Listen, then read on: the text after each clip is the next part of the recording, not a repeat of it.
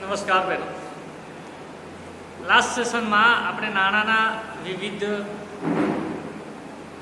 સ્વરૂપો, નાણાંના પ્રકારો, નાણાંની વ્યાખ્યા, નાણાંની ઉત્ક્રાંતિ વગેરેની ચર્ચા કરી.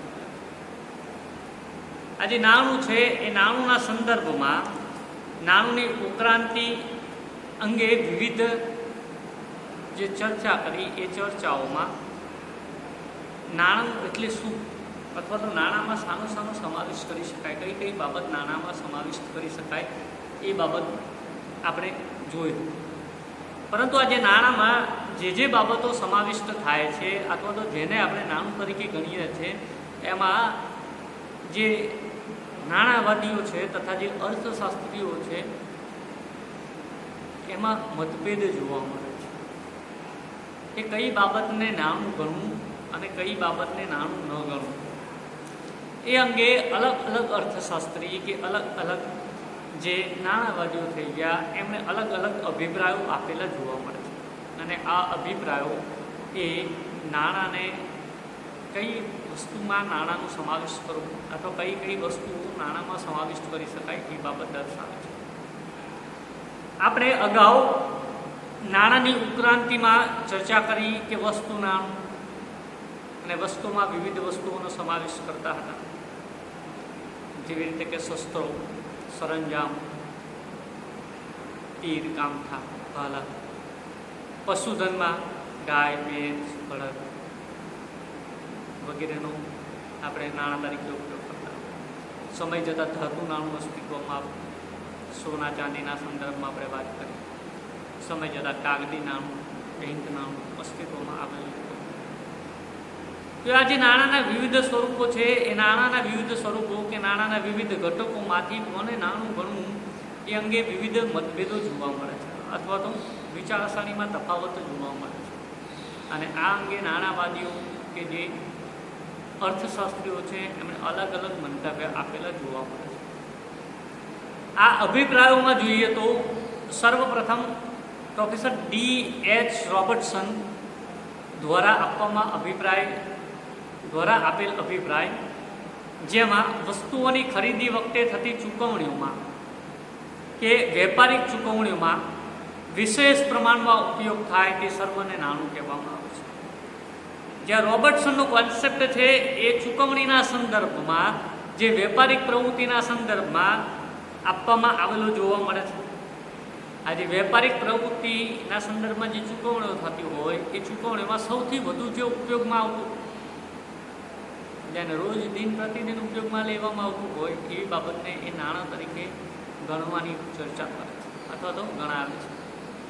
પ્રોફેસર માર્શલ એ નાણાંના સંદર્ભમાં કોઈ પણ સ્થળે કોઈ પણ પ્રકારની શંકા વિના કોઈ પણ સમયે વિશેષ તપાસ વગર વસ્તુઓ તથા સેવાઓના ખરીદ વેચાણના સાધન તરીકે જેનો સ્વીકાર થતો હોય તેને નાણાં તરીકે ગણવામાં આવે છે. માર્શલના મત મુજબ જોઈએ તો એ કહે છે એ મુજબ કોઈ પણ સ્થળે અને કોઈ પણ સમયે અને કોઈ પણ ખાસ તપાસ કર્યા સિવાય એટલે કે ચકાસ્યા સિવાય સરળતાથી જે વસ્તુ સ્વીકાર્ય હોય કે જેના દ્વારા ખરીદ વેચાણ થઈ શકે તો તેને નાણાંમાં સમાવિષ્ટ કરી શકાય અથવા તો નાણું કહી શકાય એવું એમની વ્યાખ્યા અથવા એમનો મત જોવા મળે છે. ત્રીજું છે લોર્ડ કેઇન્સનો મત. કેઇન્સના મત મુજબ જે આપવાથી દેવા તથા મૂલ્ય સંબંધી સોદાઓની ચૂકવણી થતી હોય કે જે વસ્તુ કે નાણું આપવાથી સોદાઓની ચૂકવણી થતી હોય તથા દેવાઓની ચૂકવણી થતી હોય તથા તેના રૂપમાં સામાન્ય ખરીદ શક્તિ સંગ્રહાયેલી હોય તે નાણું છે. જેનામાં સામાન્ય ખરીદ શક્તિ સંગ્રહાયેલી હોય, દેવાની ચૂકવણી થતી હોય, સોદાની પટાવટ થતી હોય તો તેને નાણું કહેવાય અથવા તો નાણું ગણી શકાય એવો કેઇન્સનો મત જોવા મળે છે. ટૂંકમાં જે વિનિમયના માધ્યમ તરીકેનું કામ કરે છે, જેની મદદથી દેવાની ચૂકવણી શક્ય બને છે, જેનો લોકો સર્વસામાન્ય રીતે સ્વીકાર કરે છે એ દરેક બાબત નાણાંમાં સમાવિષ્ટ થઈ શકે છે એમ કહેવામાં આવે છે. આ એક કોન્સેપ્ટ હતો. આ જે નાણાં અંગેના જે કોન્સેપ્ટ હતા એમાંનો આ એક કોન્સેપ્ટ હતો અથવા તો ખ્યાલ જોવા મળે છે. તો આ અંગેનો બીજો એક ખ્યાલ છે જે આપણે આધુનિક અર્થશાસ્ત્રી ગણાવી શકીએ, એ મિલ્ટન ફ્રીડમેન દ્વારા આપવામાં આવ્યો છે. જે મિલ્ટન ફ્રીડમેન છે એ નાણાંની વ્યાખ્યાને વિસ્તૃતીકરણ કરે છે અથવા વિસ્તૃત બનાવે છે, કારણ કે તેમણે ટાઈમ ડિપોઝિટ્સનો પણ નાણાં તરીકે ઉપયોગ અથવા તો નાણાંના પુરવઠાના ઘટક તરીકે ગણાવેલ જોવા મળે છે. તેમના મત મુજબ જોઈએ તો જે કોઈ થાપણ ખરીદ શક્તિના હંગામી રહેઠાણ તરીકેનું કાર્ય કરે છે તે નાણું છે. ફ્રીડમેન એ નાણું એ માત્ર વિનિમયનું માધ્યમ નહીં, પરંતુ જે થાપણ છે કે જે ડિપોઝિટ છે એ ડિપોઝિટમાં જે હંગામી ખરીદ શક્તિ સમાયેલી હોય અથવા તો જે એમનો કોન્સેપ્ટ છે બચત અને મૂડીરોકાણના ખ્યાલને સમાવેશ કરે અથવા તો બચત અને ટાઈમ ડિપોઝિટના ખ્યાલને સાંકળી લેતો જોવા મળે. આમ નાણું એ માત્ર વિનિમયનું માધ્યમ નહીં કે મૂલ્યનું માપદંડ નહીં, પરંતુ સમયના સંદર્ભમાં ટાઈમ ડિપોઝિટ કે જે થાપણો છે એ ખરીદી શક્તિ ધરાવે છે એને પણ નાણાંમાં ગણવી એ કોન્સેપ્ટ આપેલ જોવા મળે છે અથવા તો ખ્યાલ દર્શાવેલ જોવા મળે છે. મધ્યસ્થ બેંકના ખ્યાલ મુજબ જોઈએ તો મધ્યસ્થ બેંકના અભિપ્રાય મુજબ ખરીદીઓ માટે નાણું આપી શકાય તે રીતે થાપણોનું રૂપાંતર કરી શકાય, જેનો ઉપયોગ કરી શકાય, આ બધાનો નાણાંમાં સમાવેશ થાય છે. ફરી કહું છું, ખરીદીઓ માટે નાણું આપી શકાય તે રીતે થાપણોનું રૂપાંતર કરી શકાય, જેનો ઉપયોગ કરી શકાય, આ બધાનો નાણાં તરીકે સમાવેશ થાય છે. અથવા તો એને આપણે આ રીતે કરી શકીએ કે જે તે રોકડ છે એ રોકડને ખરીદીમાં ઉપયોગ કરી શકાય, એ જ રોકડ થાપણ સ્વરૂપમાં મૂકી શકાય, એ જ રોકડ દ્વારા વિવિધ વ્યવહારો કરી શકાય. તો એ નાણું છે એમ મધ્યસ્થ બેંક દ્વારા કહેવામાં આવેલું છે. આ જે મધ્યસ્થ બેંકનો જે કોન્સેપ્ટ છે એ કોન્સેપ્ટનો દરેક દેશોની મધ્યસ્થ બેંકોએ સ્વીકાર કરેલો છે. અમેરિકામાં ફેડરલ રિઝર્વ બેંક દ્વારા પણ તેનો સ્વીકાર કરવામાં આવ્યો છે. રેડલિફ કમિટી, રેડલિફ દ્વારા જે સમિતિ રચવામાં આવી, એ સમિતિ વેપારી શાખની ગર્ભિત સ્થિતિસ્થાપકતા સહિત અર્થકાળમાં રોકડતા ઉપર વિશેષ ભાર મૂક્યો. તો રેડલિફનો જે ખ્યાલ છે નાણાં અંગેનો, એ ખ્યાલ એ વેપારિક પ્રવૃત્તિની જે સ્થિતિસ્થાપકતા છે અથવા તો જે શાખ છે એ શાખની સ્થિતિસ્થાપકતા છે એના પર પણ ભાર મૂક્યો. અને એ આ વ્યાખ્યાની મર્યાદાના સંદર્ભમાં નાણાંના ભિન્ન ભિન્ન સંસ્થાઓની જિમ્મેદારીમાં સમાવિષ્ટતાની બાબતનો નિર્દેશ કરે છે. સાથે ગલ્લી અને સો નામના બે નાણાંવાદીઓના પણ ખ્યાલ અહીંયા સમાવિષ્ટ કરવામાં આવેલો જોવા મળે. ગલ્લી અને સોના મત મુજબ નાણાંમાં બિન બેંક સંસ્થાઓની જિમ્મેદારીનો પણ સમાવેશ થાય છે. સરકારની ટૂંકા ગાળાની જામીનગીરીઓ, તિજોરી પત્રો, વિનિમય પત્રો, પોસ્ટ ઓફિસના બચત પત્રો અથવા પોસ્ટ ઓફિસની થાપણો વગેરેનો પણ સમાવેશ થાય છે. અને આ બાબતને ગલ્લી સો એ નાણાંના ઘટકો તરીકે વર્ણાવે. ગલ્લી અને સોના મતે રોકડતા સિવાયની જે થાપણો જોવા મળે છે, બેંક ડિપોઝિટ છે, વિનિમય પત્રો છે, સરકારી જામીનગીરીઓ છે, બોન્ડ્સ છે, આ બધાનો નાણાં તરીકે એમણે સ્વીકાર કરેલો છે અથવા નાણાં તરીકે સમાવવા જોઈએ એવો કોન્સેપ્ટ એમનો જોવા મળે છે. નાણાં પુરવઠાના આ જે ઘટકો અંગેના વિવિધ મંતવ્યો છે, એ મંતવ્યોને આધારે જ નાણાંના ઘટકો નક્કી કરવામાં આવેલા જોવા મળે છે. અર્થતંત્રમાં નાણાંનો કુલ જથ્થો કે જે વસ્તુઓ અને સેવાઓના વિનિમય માટે વપરાય છે તે નાણાંનો પુરવઠો છે. જે અર્થતંત્રમાં વસ્તુઓ અને સેવાઓની ખરીદ શક્તિ માટે જે નાણાંનો જથ્થો વપરાય છે એને નાણાંના પુરવઠા તરીકે ઓળખવામાં આવે છે અથવા નાણાં પુરવઠો કહી શકાય. આ જથ્થામાં સિક્કાઓ, ચલણી નોટો, બેંકોની થાપણો વગેરેનો સમાવેશ થાય છે.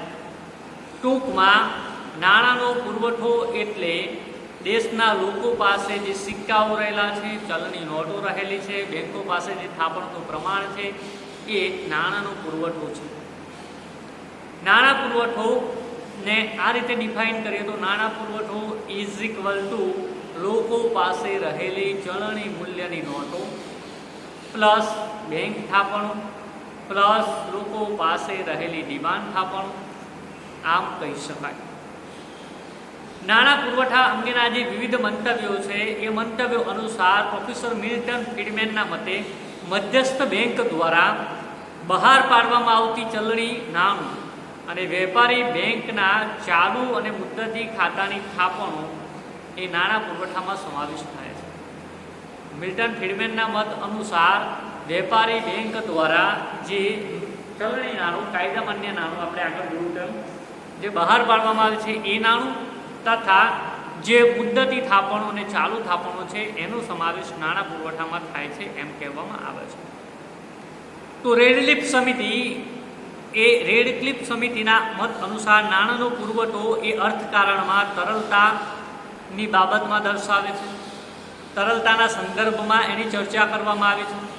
વિસ્તૃત માળખામાં એના હિસ્સાની ચર્ચા કરવામાં આવી છે અને તરલતાને આધારે નાણાં પુરવઠાનું વિશેષ મહત્વ દર્શાવવામાં આવેલું જોવા મળે. રિઝર્વ બેંક ઓફ ઇન્ડિયાના નાણાં પુરવઠામાં આપેલા નવા માપ રિઝર્વ બેંક ઓફ ઇન્ડિયાએ 1976ના બીજા કાર્યકારી જૂથની નિમણૂક કરીને નાણાં પુરવઠાની સ્પષ્ટ અને આધુનિક વ્યાખ્યા આપવાનો પ્રયત્ન કરેલ જોવા મળે છે અથવા તો કામગીરી સોંપેલ જોવા મળે છે. આ જૂથે ભારતમાં નાણાં પુરવઠાના 4 માપ રજૂ કર્યા હતા. આ 4 માપના સંદર્ભમાં નાણાં પુરવઠાની 4 સંજ્ઞાઓ આપવામાં આવી હતી અને સંજ્ઞાઓથી આપણે વાકેફ છીએ: M1, M2, M3 અને M4.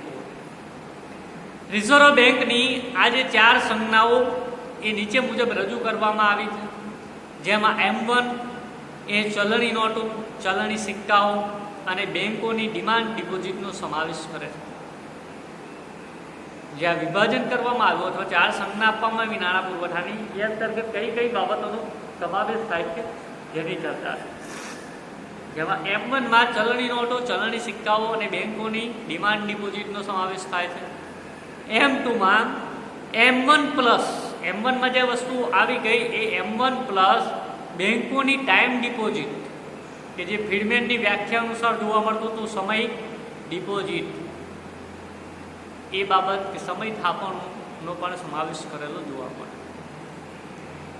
3 નંબર પર M3માં M1 પ્લસ બેંકોની ટાઈમ ડિપોઝિટ નો સમાવેશ કરેલ છે.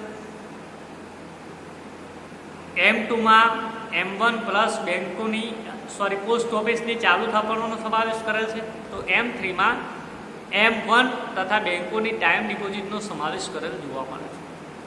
જ્યારે M4માં M3 પ્લસ પોસ્ટ ઓફિસોની થાપણો અને વેપારી બેંકોની મુદ્દતી થાપણોનો પણ સમાવેશ થાય છે. આની જો વિસ્તૃતીકરણ અથવા તો વિગતવાર જોઈએ તો M1માં ચલણી સિક્કાઓ પ્લસ ચલણી નોટો પ્લસ બેંકોની ડિપોઝિટો. M1 મુજબ નાણાંના પુરવઠામાં દેશના લોકો પાસે રહેલા ચલણી સિક્કાઓ, ચલણી નોટો અને વેપારી તથા રિઝર્વ બેંક ડિમાન્ડ ડિપોઝિટનો સમાવેશ કરવામાં આવે છે. આ ડિમાન્ડ ડિપોઝિટ જાણ કર્યા વગર બેંકોમાંથી ગમે ત્યારે ઉપાડી શકાય તથા રિઝર્વ બેંકમાં રહેલી અન્ય થાપણોનો પણ સમાવેશ કરી શકાય.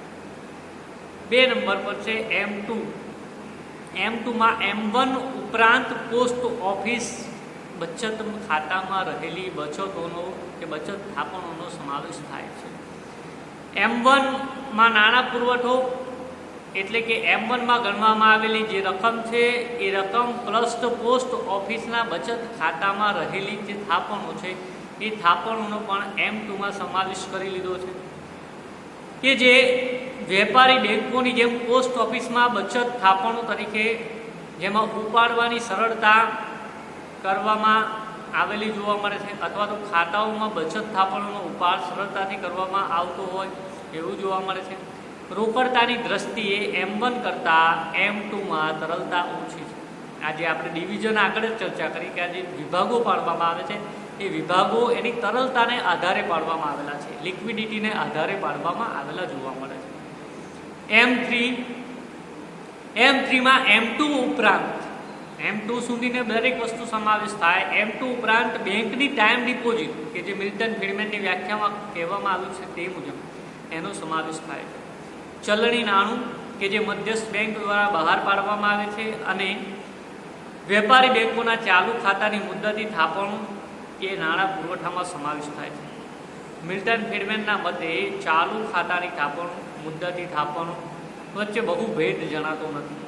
તેથી ચાલુ થાપણોનો જો નાણાંમાં ગણી શકાય તો મુદ્દતી થાપણો પણ નાણાંમાં ગણી શકાય. આ કોન્સેપ્ટને આધારે અહીંયા ટાઈમ ડિપોઝિટનો પણ સમાવેશ થયેલો છે. ટાઈમ ડિપોઝિટને આપણે ફિક્સ ડિપોઝિટના સંદર્ભમાં પણ મૂળવી શકીએ. મુદ્દતી થાપણ ફિક્સ ડિપોઝિટના સંદર્ભમાં પણ મૂળવી શકીએ, જેને આપણે FD દ્વારા ઓળખીએ. જ્યારે M4માં M3 પ્લસ પોસ્ટ ઓફિસની મુદ્દતી થાપણો, પોસ્ટ ઓફિસમાં જે ફિક્સ ડિપોઝિટ છે તે, પ્લસ વેપારી બેંકની મુદ્દતી થાપણો, વેપારી બેંકમાં જે ફિક્સ ડિપોઝિટ છે એ બંનેનો સમાવેશ થાય. M4 મુજબ M1 પ્લસ વેપારી બેંકોની મુદ્દતી થાપણો તેમજ પોસ્ટ ઓફિસની બધા જ પ્રકારની બચતો જેમ કે મુદ્દતી થાપણ, સિકિંગ ડિપોઝિટ, કમ્યુલેટિવ ટાઈમ ડિપોઝિટ વગેરેનો સમાવેશ થાય. પરંતુ આમાં નેશનલ સેવિંગ સર્ટિફિકેટો, ઇન્દિરા વિકાસ પત્રોનો સમાવેશ થતો નથી. જે પોસ્ટ ઓફિસ દ્વારા નેશનલ સેવિંગ સર્ટિફિકેટ અથવા ઇન્દિરા વિકાસ પત્ર કે કિસાન વિકાસ પત્ર જેવા વિકાસ પત્રો આપવામાં આવેલા હોય છે એનો સમાવેશ થતો નથી. M1 કરતાં M4ની રોકડતા ઓછી છે. M1 થી M4 તરફ જતા નાણાંની તરલતા ધીમે ધીમે ઓછી પ્રાપ્ત થતી જોવા મળે છે. આમ નાણાંના પુરવઠામાં મુદ્દતી થાપણોનો સમાવેશ કરવો જોઈએ એ અંગે પ્રોફેસર મિલ્ટન ફ્રીડમેનના જે વિચારો હતા કે મતે ચલણી નાણું જે મધ્યસ્થ બેંક દ્વારા બહાર પાડવામાં આવે છે અને વેપારી બેંકના ચાલુ ખાતાની જે મુદ્દતી થાપણોનો સમાવેશ છે એ નાણાં પુરવઠામાં કરવામાં આવે છે. આ બાબત મિલ્ટન ફ્રીડમેન દ્વારા દર્શાવવામાં આવેલી જોવા મળે છે. પરંતુ જે મુદ્દતી થાપણો છે તેને નાણાં પુરવઠા તરીકે ગણવી એ યોગ્ય છે કે નહીં તે અંગે પ્રોફેસર સેવિંગના મત મુજબ ચાલુ થાપણો જે છે જે બેંકોની જવાબદારી હોવા છતાં તેની માલિકી પ્રજાની ગણાય છે. તેથી તે પ્રજાની સંપત્તિ ગણવામાં આવે છે. આપણે જે બેંકમાં થાપણ મૂકીએ છીએ પરંતુ ખરેખર એની માલિકી હક એ પ્રજા પાસે રહેલો હોય છે. કારણ કે ચાલુ થાપણ છે ગમે ત્યારે આપણે એનો ઉપાડી શકીએ છીએ, અથવા તો એને વ્યવહારમાં જ્યારે આપણે ઉપયોગમાં લીધો હોય ત્યારે લઈ શકીએ છીએ. અને તેથી જ તે પ્રજાની સંપત્તિ છે, અને માટે જ્યારે મુદ્દતી થાપણોની જવાબદારી એ નાણાકીય સંસ્થાઓની હોવાથી પ્રજાની સંપત્તિ ગણવામાં આવતી નથી. આ બે કોન્સેપ્ટ જોવા મળે છે. મુદ્દતી થાપણો એ નાણાં પુરવઠામાં ગણવી યોગ્ય છે કે નહીં એ અંગેના જે કોન્સેપ્ટ છે એમાં ચાલુ થાપણો ગણી શકાય, પરંતુ મુદ્દતી થાપણો જેમાં બેંકની માલિકી રહેલી છે એને ગણવી કે નહીં એ અંગે કોન્સેપ્ટ જોવા મળે છે. જે ચાલુ થાપણો છે એ ચેક દ્વારા ચૂકવણી કરવા માટે ઉપાડી શકાય છે, જ્યારે મુદ્દતી થાપણો એ વ્યાજના નુકસાન સાથે ઉપાડ કર્યા પછી રોકડમાં મેળવી શકાય છે. આપણે ફિક્સ ડિપોઝિટ કર્યું હોય તો ફિક્સ તોડ્યા પછી વ્યાજ ગુમાવીને આપણે એને મેળવી શકીએ, જ્યારે આપણા પોતાના ખાતામાં, ચાલુ ખાતામાં પડેલી બચતો, સેવિંગ ખાતામાં પડેલી બચતો આપણે ગમે ત્યારે ઉપાડી શકીએ છીએ. મુદ્દતી થાપણો એ ચાલુ સમયમાં ફેરવવા માટે સમય અને વ્યાજ બંને ગુમાવવું પડે છે, જેનામાં ઝડપી ખરીદ શક્તિથી વાપરી શકાતી નથી. કારણ કે આપણે જેવી રીતે ચાલુ ખાતામાંથી પૈસા ઉઠાવી શકીએ છીએ એ જ રીતે ફિક્સ ડિપોઝિટમાંથી ઉઠાવી શકતા નથી, કારણ કે એના માટે જે પ્રોસેસિંગ ટાઈમ છે એ વાર કરે છે. મુદ્દત આપેલી હોય છે, મુદ્દતની અંદર જો ઉઠાવવા હોય તો એના માટે પ્રોસેસિંગ ટાઈમ છે એટલી ખરીદ શક્તિ ધરાવતો નથી એમ કહી શકાય. ચાલુ થાપણોમાં જે સુવિધાઓ ખરીદી અને ચૂકવણીની મળે છે તે જ સુવિધાઓ મુદ્દતી થાપણોમાં મળતી નથી.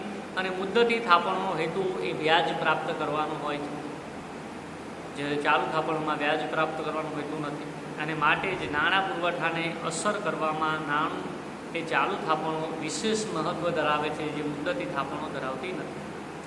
આમ નાણાં પુરવઠાના જે ઘટકો છે એને 4 વિભાગમાં ડિવાઈડ કરવામાં આવેલા છે. અલગ અલગ મંતવ્યોને આધારે અલગ અલગ બાબતોને અનુલક્ષી M1, M2, M4 અને આના પછી નાણાં પુરવઠાના ઘટકોમાં આપણે કાયદા માન્ય નાણું અને બેંક નાણુંની નેક્સ્ટ એકમમાં ચર્ચા કરીશું. અસ્તુ.